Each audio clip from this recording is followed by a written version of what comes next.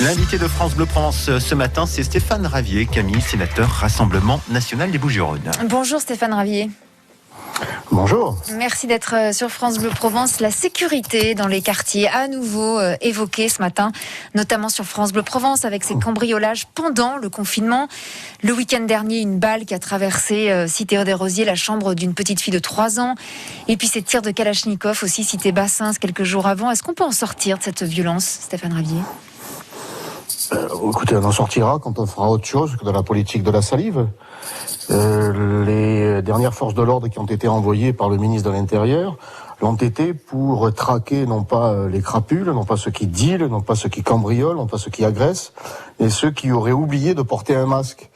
Donc tant qu'on sera dans le déni et qu'on sera dans la communication, bien sûr que ça n'arrêtera pas, parce que Covid ou pas Covid, les crapules, elles, continuent leur basse besogne. Donc pour vous, plus d'effectifs, c'est la solution quand vous dites ils sont là pour contrôler les masques, on devrait plutôt arrêter de contrôler les masques et renvoyer ces forces de l'ordre dans les quartiers ?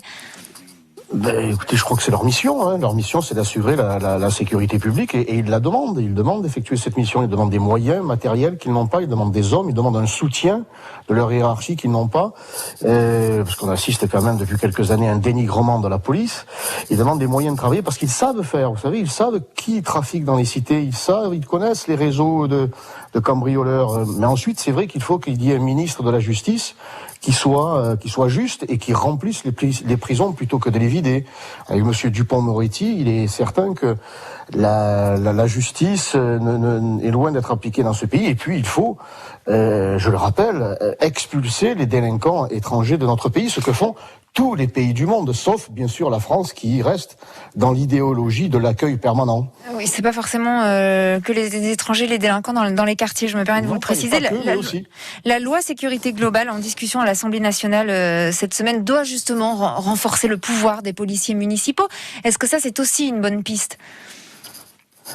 Ça ressemble à une bonne piste, mais en réalité, c'est l'annonce d'un désengagement supplémentaire de l'État qui ne veut toujours pas investir, parce que les crédits qui sont accordés à la police, à la sécurité en général, moi je les considère comme un investissement.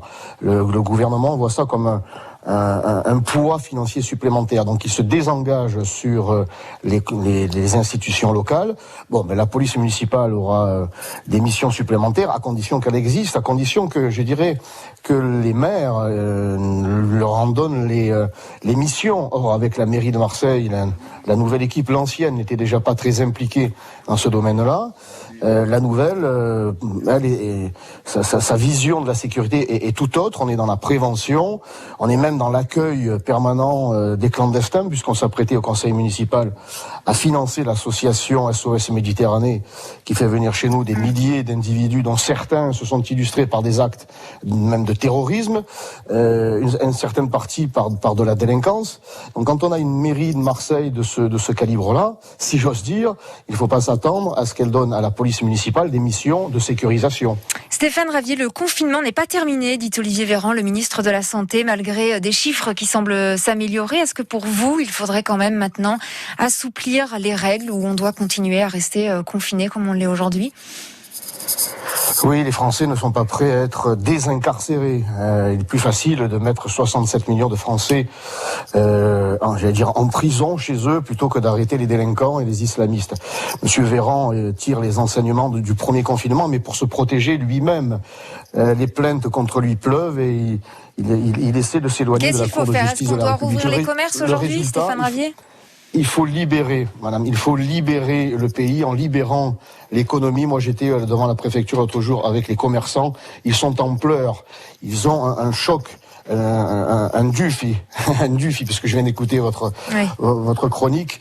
Mais la situation n'est pas drôle, mais parce qu'ils pleurent. Ils pleurent et c'est un drame humain qui se profile. Et il y a des incohérences. J'ai entendu sur votre antenne que les fleuristes vont pouvoir vendre des sapins, mais les centonniers, eux, sont toujours incarcérés. À l'extérieur, oui, les sapins de Noël. Oui, les foires aux santons sont aussi à l'extérieur et les santonniers, ils font 80% de leur activité en fin d'année eh bien, c'est une profession qui va mourir, c'est une tradition, c'est une culture qui va mourir. Et pour monsieur Véran, évidemment, c'est le cadet de ses soucis. Merci Stéphane Ravier, sénateur Rassemblement National des Bouches-du-Rhône, d'avoir été sur France Bleu Provence ce matin. Bonne journée à vous. Merci à vous. Et bien sûr, l'interview est à réécouter sur francebleu.fr. Il est 7h56.